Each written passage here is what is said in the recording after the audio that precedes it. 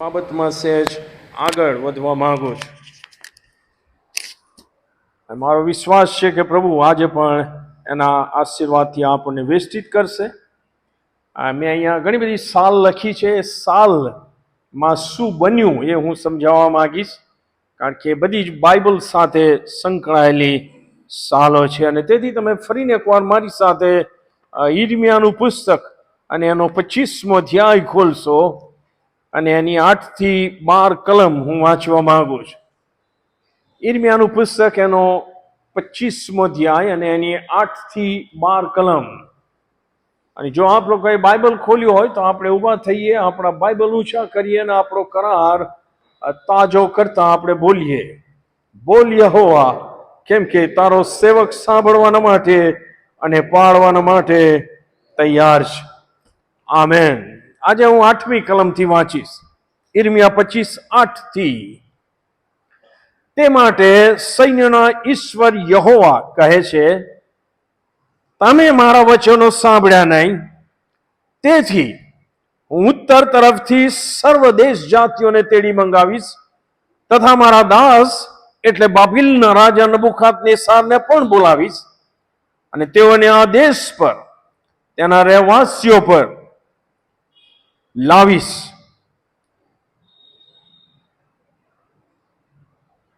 અને ચારે તરફના આ સર્વ દેશો પર લાવીશ અને હું તેઓનો સંહાર કરીશ અને તેઓ વિસ્મયજનક તથા ફિટકાર પાત્ર થશે અને તેઓ સદા ઉજ્જળ રહેશે, એવું હું કરીશ. આ ઈશ્વર કહે છે. વળી તેઓમાં આનંદનો તથા હર્ષનો સ્વર, વરકન્યાના વિનોદનો સ્વર, ઘંટીનો અવાજ તથા દીવાનો પ્રકાશ હું બંધ પાડીશ. આખો દેશ ઉજ્જળ તથા ત્રાસજનક થઈ પડશે અને આ પ્રજાઓ 70 વર્ષ સુધી બાબિલના રાજાની સેવા કરશે, ગુલામી કરશે. અને 70 વર્ષ પૂરા થયા પછી હું બાબિલના રાજાને, તેની પ્રજાને તથા ખાલદીઓના દેશને તેઓના અન્યાયને લીધે જોઈ લઈશ, એવું યહોવા કહે છે. અને તે દેશ સદાકાળ ઉજ્જળ રહેશે. અને આપણે બોલીએ આમેન અને બેસીએ. આમેન. બેસો. અહીંયા આગળ યિર્મયા પ્રબોધક આ યહૂદાનું જે રાજ્ય હતું, હવે મેં અહીંયા જે 722 BC બિફોર ક્રાઇસ્ટ ની સાલ લખી છે, એ બહુ અગત્યની સાલ છે. કારણ કે આપણે જાણીએ છીએ કે સાઉલ રાજા પછી દાઉદ રાજા થાય છે અને દાઉદ રાજા પછી એનો દીકરો સુલેમાન રાજા થાય છે. ત્યાં સુધી ઈસરાયેલનું એક જ રાજ્ય હતું, પણ સુલેમાનના મરણ પછી ઈસરાયેલના જે 12 કુળો હતા એ 2 રાજ્યમાં વહેંચાઈ જાય છે. એક ઉત્તરનું રાજ્ય કહેવાય છે, ઈસરાયેલનું રાજ્ય. તમે વાંચશો બાઇબલમાં તો ઈઝરાયેલનું રાજ્ય એને કહે છે. એની રાજધાની સમરૂન છે અને એમાં લગભગ 10 કુળો ગયા છે અથવા 9.5 કુળો ગયા છે, એમ કહીશ તો ખોટું નહીં. અને નીચેની જે સાઉથનું કિંગડમ છે અથવા દક્ષિણનું રાજ્ય છે એને યહૂદાનું રાજ્ય કહે છે. અને એમાં યરૂશાલેમ એ રાજધાની છે. જે ઉત્તરનું રાજ્ય છે એમાં જે રાજાઓ થઈ ગયા એ દાઉદના વંશના રાજાઓ નહોતા, પણ દક્ષિણમાં જે રાજાઓ થઈ ગયા એ દાઉદના વંશના રાજાઓ હતા. આ બહુ અગત્યની વાત હું તમને સમજુ છું, જેથી તમે જૂનો કરાર અને ખાસ કરીને એનો જે ઇતિહાસના પુસ્તકો છે વાંચો તો તમને ખ્યાલ આવે. હવે આ બંને રાજ્ય, ઉત્તરનું રાજ્ય અને દક્ષિણનું રાજ્ય, એ ઈશ્વરથી દૂર ચાલ્યું જાય છે ધીમે ધીમે. આજુબાજુના દેશવાસીઓ જેમનું એમણે પૂરું નિકંદન કાઢવું જોઈએ, કાઢતા નથી, પણ એમને રાખે છે ને વગેરે વગેરે લખ્યું છે બાઇબલમાં.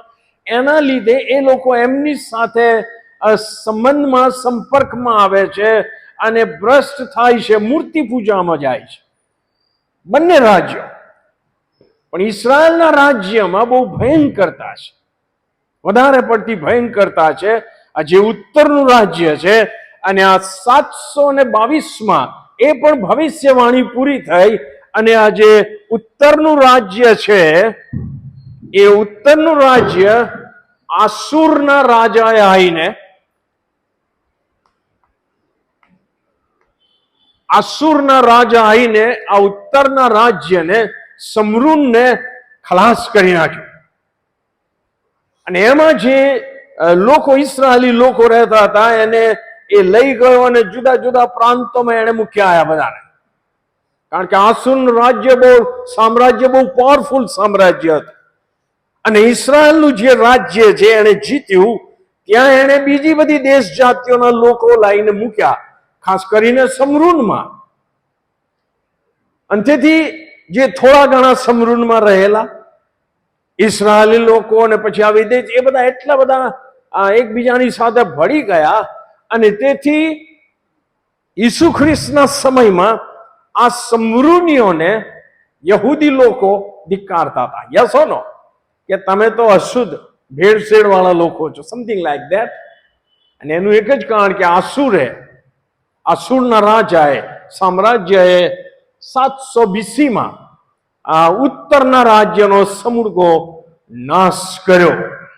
ત્યાર પછી રહ્યું હવે દક્ષિણનું રાજ્ય, રાઈટ? અને આ દક્ષિણના રાજ્યમાં દાઉદના વંશમાં જુદા જુદા રાજાઓ થઈ ગયા. અને એમાં જે છેલ્લા 5 રાજાઓ થઈ ગયા એના વિશે સમજવા જેવું છે.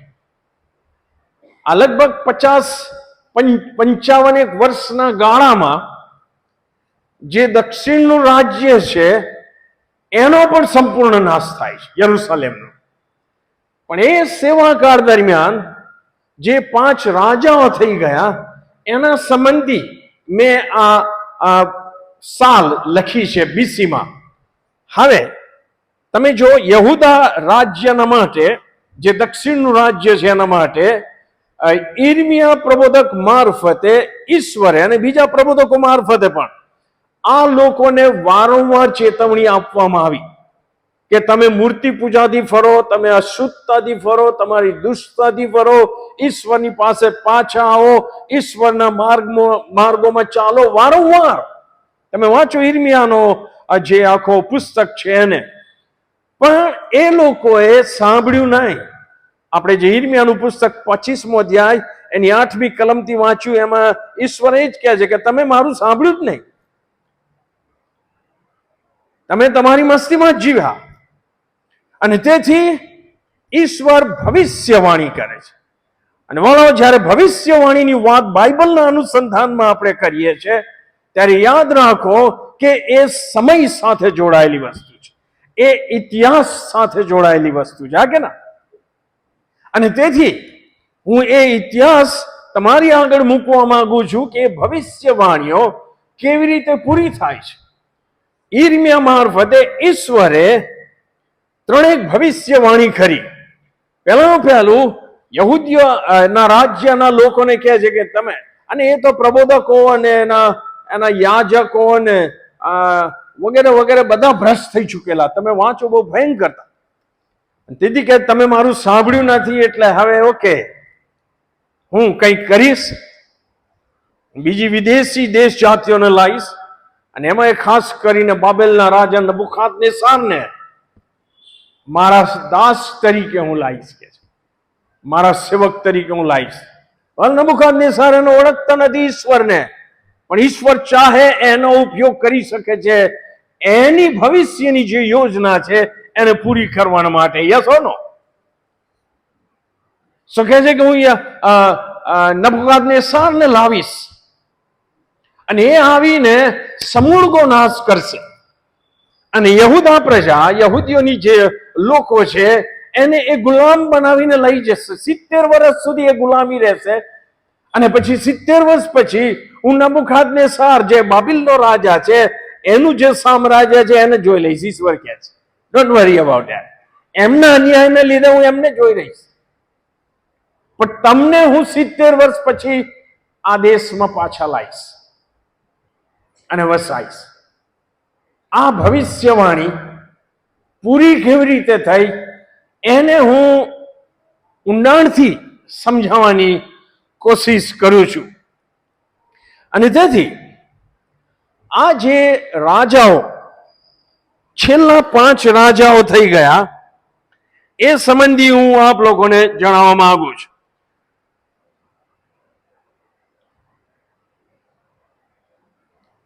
તમે જો રાજાઓનું પુસ્તક બીજો રાજા એનો 23મો અધ્યાય 28 થી 30, બલકે બીજો રાજા ને એનો આખો 23મો અધ્યાયથી તમે જો વાંચશો તો તમને ખબર પડશે કે ત્યાં આગળ યોશિયા રાજા થાય છે.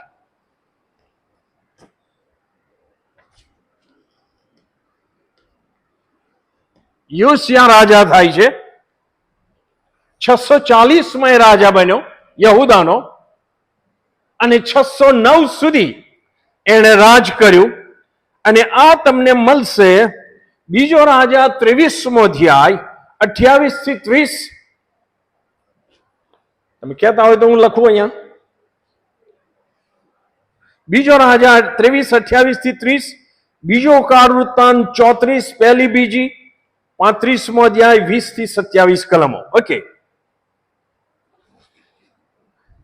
હવે આ જે યોશિયા રાજા છે, તમને ખ્યાલ હશે બાઇબલમાં લખ્યું છે કે એને ફલાણો રાજા થયો અને એણે યહોવાની દ્રષ્ટિમાં જે સારું હતું એ કર્યું, અને અમુક રાજા માટે લખ્યું છે અને એણે યહોવાની દ્રષ્ટિમાં જે ભૂંડું હતું એ કર્યું. વાંચ્યું તમે?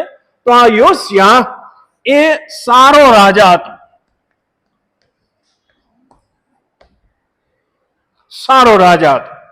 યાદ રાખો, આસુરનું સામ્રાજ્ય વધી રહ્યું છે. બીજી બાજુ ઇજિપ્ત, મિસરનું સામ્રાજ્ય પણ હવે માથું ઉંચકી રહ્યું છે. એ સમયે કોઈ શક્યતા નહોતી કે બાબેલનો રાજા યહૂદા ઉપર હુમલો કરે. ઈશ્વરે કહ્યું કે નહીં આસુર કે નહીં મિસર, પણ બાબેલનો રાજા એ મારો સેવક થશે અને હું એને લઈ આવીશ. અને કેવી રીતે આવે છે એ હું આપ લોકોને સમજાવવા માંગુ છું. 609માં યોશિયાનું મરણ થાય છે. એનું મરણ પણ વાંચવા જેવું છે, કારણ કે આ યોશિયાએ જે ફારૂનનું રાજ્ય અને આસુરનું રાજ્ય વધી રહેલું, એ આસુરનો એ ઇજિપ્તનો જે ફારૂન છે એની સામે આ પડ્યો. એને ના કહ્યું, તમે વાંચજો, આ બાઇબલમાં લખ્યું છે. એ ફારૂન રાજા એને કીધું કે તું નામાથાકૂટ કર, હું મારે જઉં છું, મને જવા દે. તો એને લડ્યો અને એને મારી નાખ્યો. ત્યાં 609 બીસીમાં યોશિયાનું મરણ થયું, કારણ કે મિસરના રાજાએ અને આસુરના રાજાએ ગઠબંધન કરેલું, કારણ કે બાબેલનો રાજા હવે વધી રહેલો આ બાજુ. તમે જો અત્યારે ચાલે છે એવું જ, રાઈટ? અને તેથી આ આખો માહોલ ઊભો થયો છે. અને એમાં આ યોશિયાનું મરણ 690માં થયું. જ્યારે એનું મરણ થયું ત્યારે તમે બીજો રાજા 23 એની 30 થી 33 કલમ વાંચો તો પછી એનો જે દીકરો છે યહોઆસ,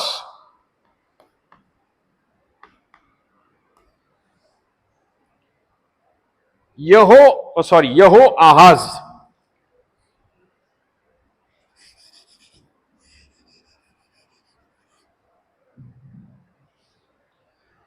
યહોઆહાઝ રાજા થયો.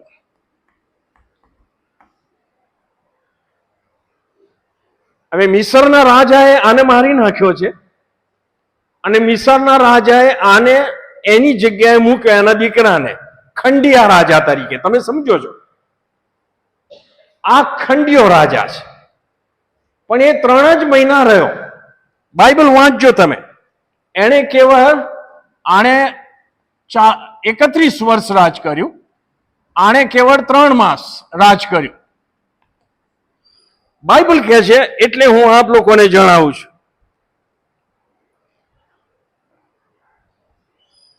આ લોકોએ એને કરેલો, યહોઆહાઝને. એટલે મિસરના રાજાએ શું કર્યું? આને પદભ્રષ્ટ કર્યો 3 મહિના પછી, અને એની જગ્યાએ 609માં આની જગ્યાએ એના ભાઈ એલિયાકીમને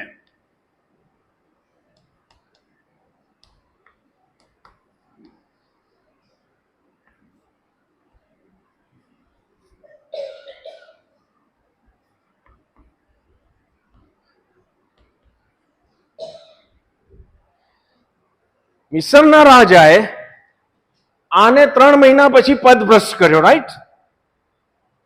તમને મજા આવે છે કે નહીં? ઓકે. અને 3 મહિના પછી આને ખંડિયા રાજા તરીકે મૂક્યો. એનું નામ હતું એલિયાકીમ, જેનો અર્થ થાય છે ગોડ હેઝ એસ્ટાબ્લિશ્ડ. ઈશ્વરે મને એસ્ટાબ્લિશ કર્યો છે, એવું એના નામનો અર્થ થતો. પણ મિસરના રાજાને એમ થયું કે મેં એને મૂક્યો છે એટલે એનું નામ હું બદલી નાખું. એટલે મિસરના રાજા નખો એનું નામ હતું, એણે એનું નામ બદલી રાખીને યહોયાકીન એ નામ રાખ્યું. ધ લોર્ડ હેઝ એસ્ટાબ્લિશ્ડ મી.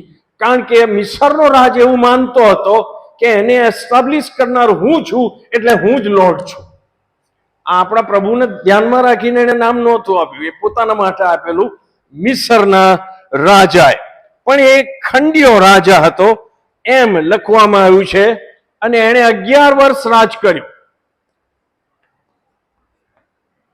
એણે કેટલા વર્ષ રાજ કર્યું? 11 વર્ષ રાજ કર્યું. અને એ ખરાબ રાજા હતો. આ બધું તમને બાઇબલમાં વાંચશો તમે. બીજો રાજા 23મા અધ્યાયથી અને બીજો કાળ વૃત્તાંત, એમાં તમે વાંચશો તો આ બધું જ તમને મળશે.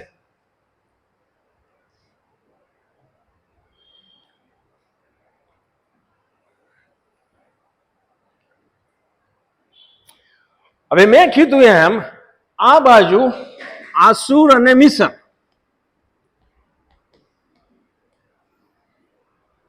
એમનું ગઠબંધન હતું. પણ એની સામે બાબેલનું સામ્રાજ્ય હવે વૃદ્ધિ પામતું હતું. અને ઈસવીસન પૂર્વે લગભગ 609માં કે એમ 605માં આ બાબિલના રાજા નબુખાદનેસારે, બાબિલના સામ્રાજ્યએ આસુરના સામ્રાજ્યને અને મિસરના સામ્રાજ્યને બહુ ખરાબ રીતે હરાવ્યું. એટલે નેચરલી આ જે રાજા છે કોના તાબામાં આવ્યો? બાબિલના રાજાના તાબામાં આવ્યો. નબુખાદનેસારના તાબામાં આ એલિયાકીમ આવે છે. હવે આ યહોયાકીમ અથવા એલિયાકીમ એ 3 વર્ષ સુધી, ક્યારે એને બનાવ્યો? 609. 3 વર્ષ સુધી એ નબુખાદનેસારને આધીન રહે છે, કારણ કે હવે એનો બોસ થઈ ગયો છે, રાઈટ? પણ 3 વર્ષ પછી એણે બળવો કરવાની કોશિશ કરી બાબેલના રાજાની વિરુદ્ધ. અને એના પરિણામે નબુખાદનેસારે ફર્સ્ટ એટેક આની ઉપર કર્યો, રાઈટ?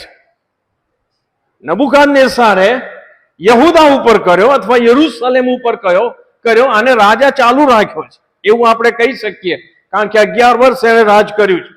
પણ એણે બતાવી દીધું કે તું બળવો કરી શકે નહીં, બળવો ડામી દીધો ટૂંકમાં.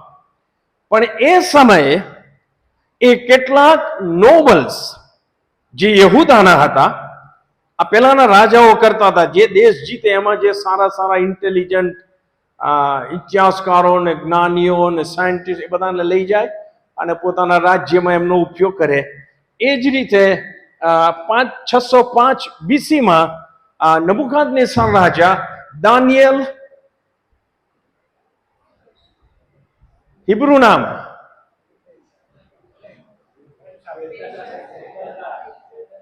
દાનિયેલનું નામ બેલશાસ્સાર હતું, પણ એના મિત્રો કોણ? શાદ્રાક, મેશાક, અબેદનગો એ ખાલ્દીઓના નામ હતા. અઝારિયા, હઝાયેલ, મિશેલ. ઓકે, સો આ જે 4 હતા અને દાનિયેલના પુસ્તકમાં એમની વાતો આપણે જાણીએ છીએ, રાઈટ? સો હવે તમે જોઈ શકો છો કે ધીરે ધીરે આ સામ્રાજ્ય ડાઉન થતું ગયું અને નબુખાદનેસરનું સામ્રાજ્ય વૃદ્ધિ પામતું ગયું. અને ત્યાર પછી એ લગભગ અહીંયા લખ્યું છે ને 597 સુધી, એટલે કે એણે 11 વર્ષ યહૂદા ઉપર આણે રાજ કર્યું.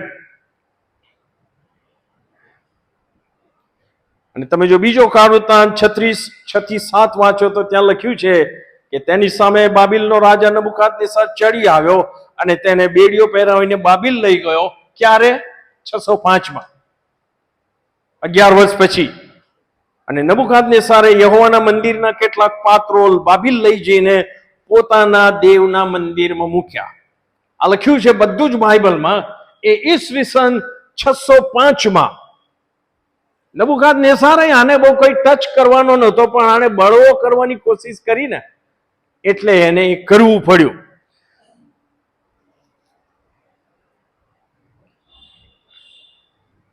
અને 605માં આને એ લઈ જાય છે બંદી બનાવીને બાબેલમાં. અને ત્યાર પછી ત્યાં આગળ એનું મરણ થાય છે. ત્યાર પછી 605માં, યસ,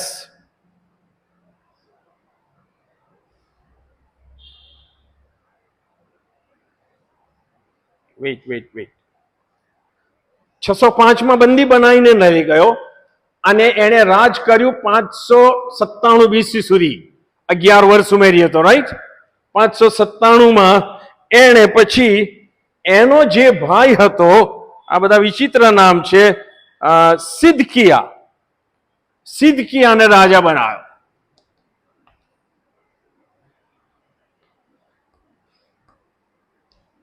આ બધા ખંડિયા રાજા છે. નબુકાદનેસરના આ ખંડિયા રાજા છે. અને આણે પણ 11 વર્ષ રાજ કર્યું. એટલે ક્યાં સુધી એણે રાજ કર્યું? 586 BC સુધી. ઓકે, આ પણ ભૂંડો રાજા હતો. સિદકિયા રાજા પણ ભૂંડો હતો. અને એણે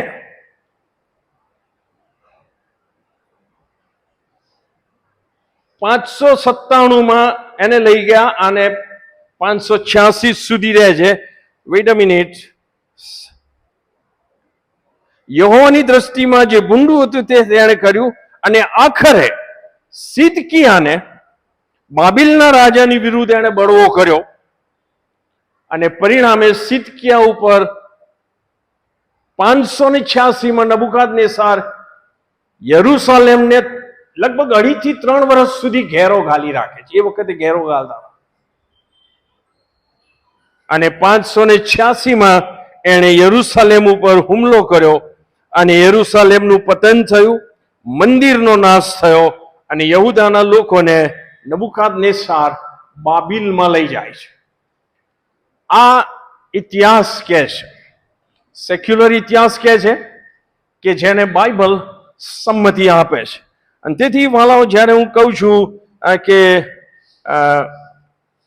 ભવિષ્ય કથન એ સમય પર આધારિત છે, ઇતિહાસ સાથે સંકળાયેલું છે. અને પરિણામે 11 વર્ષ પછી 586 પહેલા એણે 588માં ફરી શું થયું? આ જે મિસરનો રાજા હતો એણે સિદકિયાને ઉશ્કેર્યો કે આપણે ભેગા થઈને નબુકાદ વિરુદ્ધ બળવો કરીએ. એટલે નબુકાદનેસરને થયું કે હવે મારે કરવું જ પડશે. ને તેથી એણે આવીને બળવો ન કેવળ ડામી દીધો, પણ આખા યરૂશલેમનો, યહૂદાનો નાશ કર્યો. અને માદા અને એવા બધા જે હતા એમને યરૂશલેમમાં રાખ્યા અને બીજાને એ લઈ ગયો બાબેલમાં. સો ભવિષ્ય કથન પૂરું થયું, રાઈટ? અને બહુ ભયંકર, તમે જો વાંચો ને તો બહુ ભયંકર રીતે મારી નાખવામાં આવેલા છે. અને જે ઘેરો ગાલ્યો 3 વર્ષનો, અને એમાં જે ભૂખમરો અને વગેરે વાંચો, બાળકો ખાવામાં આવતા હતા બીજા. બહુ ભયંકર ભવિષ્ય વચન પૂરું થયું. મને પ્રશ્ન થયો કે ઈશ્વર તો પ્રેમાળ છે. ઈશ્વર પ્રેમાળ છે, કેમ પોતાના લોકોને આ રીતે ટ્રીટ કરે છે? મને પ્રશ્ન થયો. અને એ પ્રશ્ન એ મને મૂસાના 5 પુસ્તકો જે લખવામાં આવ્યા છે તે તરફ દોર્યો. અને એમાં પુનર્નિયમનું પુસ્તક જે છે, અને એમાં એનો 28મો અધ્યાય તમે વાંચો, અને એમાં મને એનો જવાબ મળ્યો. ઈશ્વર પોતાના લોકોને શિક્ષા કરે છે, એમાં ઈશ્વર કોઈ અન્યાય કરતા નથી. પહેલી વસ્તુ હું શીખી શકું, જેઓ ઈશ્વરના નામથી ઓળખાય છે તેઓની સાથે જો ઈશ્વર આવો વ્યવહાર કરે છે તો એમાં પણ યહોવા અન્યાય કરતા નથી. એમ હું કહીશ તો ખોટું નહીં. કારણ કે ઈશ્વરે અગાઉથી કીધું છે કે મેં તમને પસંદ કર્યા છે, તમારે મારી પસંદ કરેલી પ્રજા છો, અને હું તમને વચનના દેશમાં લઈ જઈને જબરજસ્ત આશીર્વાદો આપીશ, જબરજસ્ત આશીર્વાદો આપીશ. યસ ઓર નો? પણ ઈશ્વરે એમને છેતર્યા નહોતા. તમે ખોલો મારી સાથે પુનર્નિયમનું પુસ્તક અને એનો 28મો અધ્યાય. અને મારી વિનંતી છે કે આજે રાત્રે ઊંઘતા પહેલા તમે ફરીથી આખો અધ્યાય વાંચીને સુઈ જજો. શું લખવામાં આવ્યું છે એમાં? પુનર્નિયમનું પુસ્તક એનો 28મો અધ્યાય. હજી તો આ લોકો વચનના દેશમાં જઈને સ્થિર થયા નહોતા, રાજ્ય સ્થપાયું નહોતું. એ પહેલા ઈશ્વરે એમને ચેતવણી આપી હતી. આ કે ના? વાંચો 28મો અધ્યાય. હું કેટલીક કલમો જ વાંચીશ. પહેલી કલમ, અને જો યહોવા તારા ઈશ્વરની વાણી ખંતથી સાંભળીને તેમની જે આજ્ઞાઓ હું આજે તને આપું છું તે સર્વ તું પાડીને તું તેમને અમલમાં લાવશે તો એમ થશે કે યહોવા તારા ઈશ્વર પૃથ્વીની સર્વ દેશ જાતિઓ કરતા તને શ્રેષ્ઠ દેશ જાતિ કરશે. અને જો તું યહોવા તારા ઈશ્વરની વાણી સાંભળશે તો આ સર્વ આશીર્વાદ તારા પર આવશે અને તને મળશે. ઇસ્રાએલ પ્રજાને કીધું કે જો મારા વચન ખંતથી સાંભળીને એને અમલમાં આણશો તો હું બંધાયેલો છું તમને આશીર્વાદ આપવા માટે. યસ ઓર નો? 7મી કલમ તમે વાંચો, શત્રુઓ વિશે શું લખ્યું છે? તારા જે શત્રુઓ તારી સામે ચડી આવે તેઓને યહોવા તારી આગળ માર ખવડાવશે. તારી સામે તેઓ એક માર્ગે ધસી આવશે અને તારી સામેથી 7 માર્ગે તેઓ નાસી જશે. 10મી કલમ, પૃથ્વીના સર્વ લોક જોશે કે યહોવાના નામ પરથી તારું નામ પડેલું છે અને તેઓ તારાથી બીશે. 12મી કલમ, તારા દેશ પર મોસમમાં વરસાદ મોકલવા માટે અને તારા હાથના સર્વ કામ પર આશીર્વાદ આપવા માટે યહોવા તારે માટે પોતાનો અખૂટ ભંડાર એટલે આકાશ ઉઘાડશે. અને તું ઘણી દેશ જાતિઓને ઉછીનું આપશે પણ તું ઉછીનું લેશે નહીં. યહોવા તને સર્વનું શિર બનાવશે અને પૂછ નહીં, અને તું ઉપર જ રહેશે અને નીચે રહેશે નહીં. પણ આ બધા આશીર્વાદો ક્યારે? જ્યારે તું મારી ઈચ્છા પ્રમાણે જીવીશ તો. Yes or no? Very clear. 14મી કલમ, અને જે વચનો આજે હું તને ફરમાવું છું તેઓમાંના કોઈથી જો તું જમણે કે ડાબે ફરી જઈશ, અન્ય દેવોની સેવા કરવા તેઓની પાછળ નહીં જાય તો એ આશીર્વાદો મળશે. આ ક્લિયર કટ હતું એમની આગળ, અને આજે આપણને પણ લાગુ પડે છે. મૂસાનું પૂરું નિયમ શાસ્ત્ર આપણને લાગુ પડતું નથી, ખાસ કરીને જે બલિદાનના નિયમો છે વગેરે વગેરે. પણ જે એથિકલ નૈતિક નિયમો છે એ તો આપણે પાળવાના છે આજે પણ. હા કે ના? એમાં કોઈ શક છે નહીં.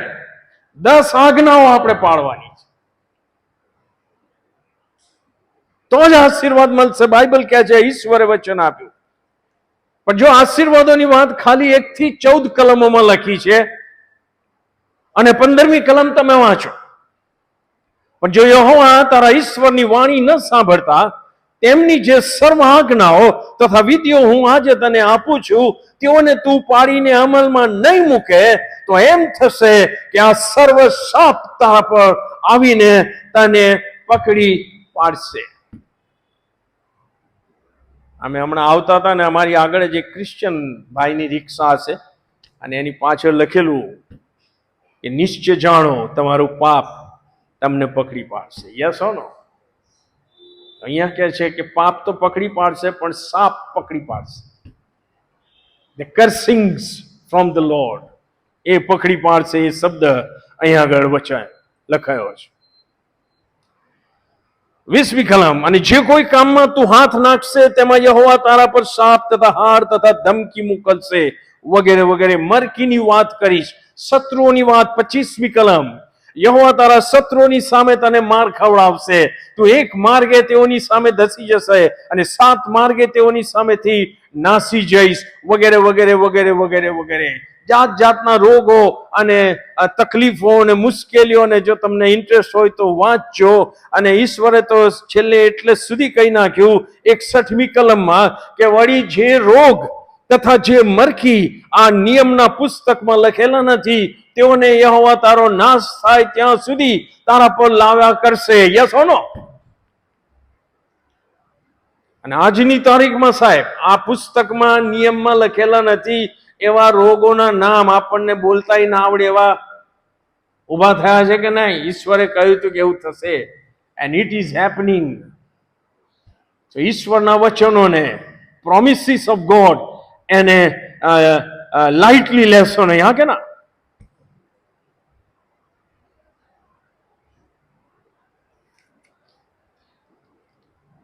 તમે જો 28મી કલમ વાંચો તો કે ગાંઠપણથી, અંધાપાથી તથા મનના ગભરાટથી યહોવા તને મારશે.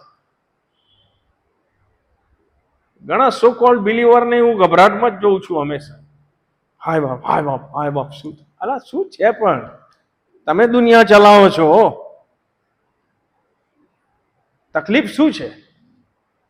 ઈસુ ખ્રિસ્તની શાંતિ જે સર્વ સમજ શક્તિથી પરિસ્થિતિ પર છે, એનો આશીર્વાદ, એનો આનંદ, એનો અનુભવ આપણે કરતા રહીએ. હા કે ના? કારણ કે એ તો શ્રાપ છે.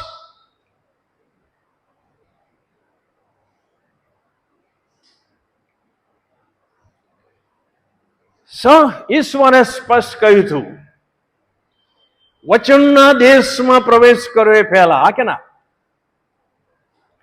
અને વલાવ આ સ્ટાન્ડર્ડ છે, ઈશ્વરનું સ્ટાન્ડર્ડ છે. આઈ ટેલ યુ, આ ઈશ્વરે નક્કી કરેલું ધોરણ છે. ઘણા મને પ્રશ્ન પૂછે છે કે બાઇબલમાં લખ્યું છે કે ઈશ્વરને પસ્તાવો થયો, યહોવાને પસ્તાવો થયો. વેલ, એ લખ્યું છે, યસ. બાઇબલ તો એ કહે છે કે યહોવા એ માણસ નથી કે એ જુઠ્ઠું બોલે અને પોતાના વિચારો બદલે, એવું લખ્યું છે. તો કેમ લખ્યું છે ઈશ્વરને પસ્તાવો થયો? વેલ, એકચ્યુઅલી ઈશ્વર મન બદલતા નથી, પણ બે સ્ટાન્ડર્ડ છે, રાઈટ? મારી ઈચ્છા પ્રમાણે જીવો અને આશીર્વાદિત થાવ, અને મારી આજ્ઞાઓ તોડીને સ્થાપિત થાવ. અને જો હું આ બાજુ છું અને હું પસ્તાવો કરું છું, જેન્યુઅન પસ્તાવો કરીને ઈસુ ખ્રિસ્તને મારા જીવનમાં અંગત સ્થાન અને પ્રભુ તરીકેનું સ્થાન અને માન આપું છું, તો હું આ સ્ટાન્ડર્ડ પ્રમાણે અહીંયાથી નીકળીને અહીંયા આવું છું. યસ ઓર નો? અમે ઈશ્વરે ક્યાં પસ્તાવો કર્યો સાહેબ?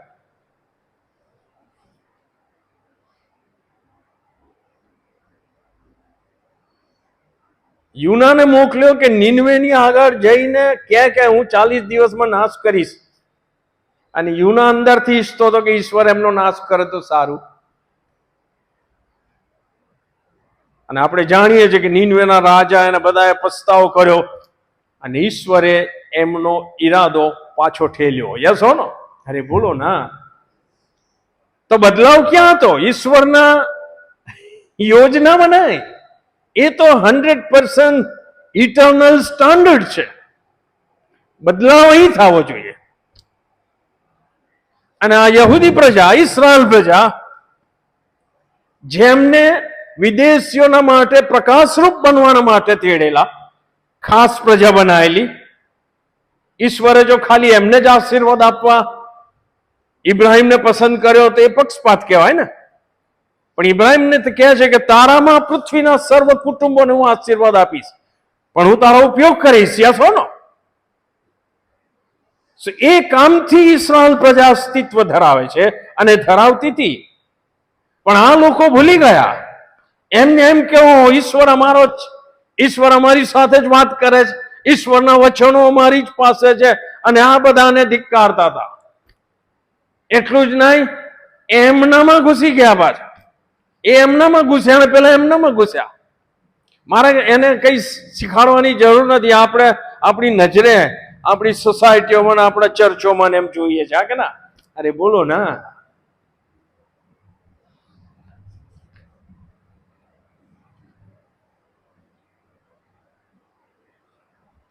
128મો અધ્યાય આપણને લાગુ પડે છે, હા કે ના? હા, યેસુ ખ્રિસ્તમાં આપણે નિયમના શ્રાપથી આપણને મુક્ત કરવામાં આવ્યા છે. I believe that. હું એને માનું છું. પણ જે પાપ કર્યા કરે છે એ શેતાનનો છે, એ પણ બાઇબલમાં લખ્યું છે. અને તેથી વાલાઓ, આ જે ભવિષ્યવાણીઓ હું મારા દિમાગમાં બહુ મહેનત કરીને ઠસાઈ રહ્યો છું કે ઈશ્વરના વચનોમાં જે લખેલું છે એ ઈશ્વર અક્ષરશઃ પૂરું કરે છે, કર્યું છે અને કરશે. કે જે પ્રકટીકરણના પુસ્તકમાં લખ્યું છે ને એ પણ એ કરશે. અને પ્રભુની ઈચ્છા હશે તો હવે આપણે જોઈશું કે યિર્મયાહ મારફતે યહોવાએ કહેવડાયું કે હું 70 વર્ષ પછી બાબેલને જોઈ લઈશ.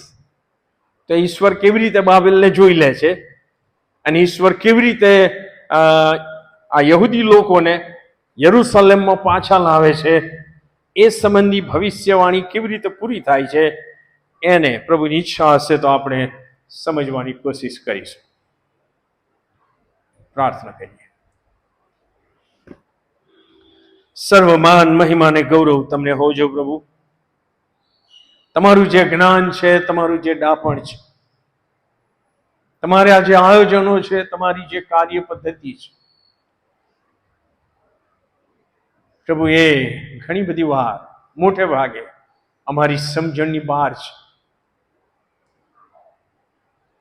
તમે વચન આપનાર અને વચન પૂરું કરનાર પરમેશ્વર છો. એ વિશ્વાસથી અમે તમારી બીકમાં જીવીએ એવી તમારી ઈચ્છા છે. ત્યારે પ્રભુ, અમે અમારો તમામ પ્રકારનો ઘમંડ અને ગર્વ અને અક્કલ અને હોશિયારીને અનુભવો અને સિદ્ધિઓ અને લાગ અને વગ, અમારો પ્રભાવ, અમારી પહોંચ, એ બધું ભૂલી જઈએ અને નમ્રતાથી તમારા વચનો પ્રમાણે, તમારા પવિત્ર આત્માની પ્રેરણા પ્રમાણે તમારા મહિમાન માટે જીવતા રહીએ એવી કૃપા માંગતા અમે તમારા હાથમાં સોંપાય છે. આવનાર અઠવાડિયું, આવનાર સમય, દિવસ તમારી અદ્રશ્ય હાજરીમાં અમારી ઉપર તમે નિગેબાની રાખજો. અમારી વિનંતી પ્રભુ ઈસુ ખ્રિસ્ત નાઝારીના નામમાં તમે સાંભળો અને માન્ય કરો. આમેન. આમેન. બે વખત જોશથી હાલેલુયા બોલીએ અને પ્રભુને માન આપીએ. Ready? Hallelujah! Hallelujah! Well, good night and God bless you all. Praise Jesus.